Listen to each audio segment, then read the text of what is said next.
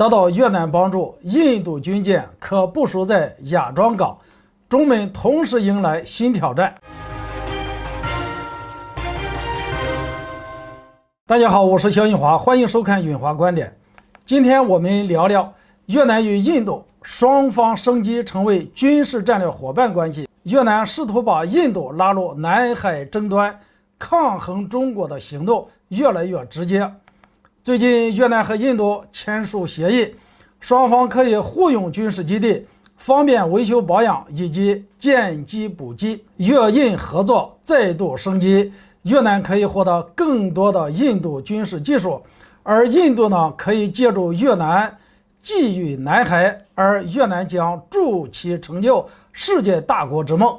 越南、印度之间的军事合作其实很早就开始了。细数两国之间的合作，其实从一开始是越南求着印度。别看印度出现过潜艇爆炸、战机不断坠毁等众多事故，比起越南来，印度的军事技术水平还是要比越南强很多。相对来说，印度也拥有不错的工业体系，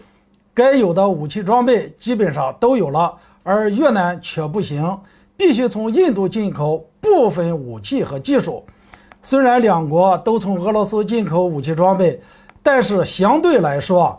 越南的经济发展水平与印度还是没有法比的。所以在一些没那么高端的军事装备上，越南还是需要找一个相对实惠的合作伙伴。在这一方面，印度是一个非常合适的对象。印度自行研制的武器装备数量和种类都很多，比如其自主研发的光辉战机，虽然从研制到今天逐步服役已经有40多年的时间，但是印度也算是完成了从无到有的过程。反观越南却没有这些技术，想要拥有这些战机只能靠买，而俄罗斯战机又那么贵，动不动就是几千万美金，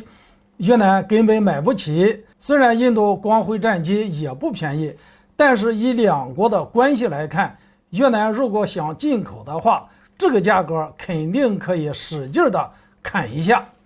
再加上印度拥有不错的军事武器维修技术，自身形成了一套体系。更关键的是，双方军事技术基本上都属于俄系为主，所以几乎所有的越南武器装备，印度后勤都可以帮助维修。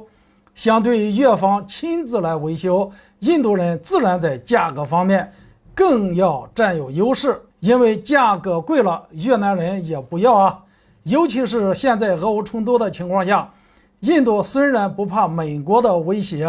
继续与俄乌保持着联系，但是越南不行，受到美国的威胁十分严重，不敢与俄罗斯靠得太近，所以在武器装备的进口以及后勤保障等方面，自然首选印度来帮忙。所以越南对印度的依赖就更强了。而印度得到越南的帮助之后，可以将军舰部署到芽庄港，在南海刷一刷存在感。从这一方面来看，虽然美国希望印度能够在所谓的印太战略中发挥更大作用，指的是依附于美国的一隅之下。如今印度直接单干，这对于美国人来说并不是一个好消息。按照印度与俄罗斯之间的关系以及印度人颇为独立自主的做派来看，恐怕美军又要迎来一个新的挑战者。印度与越南的合作，同时也将会影响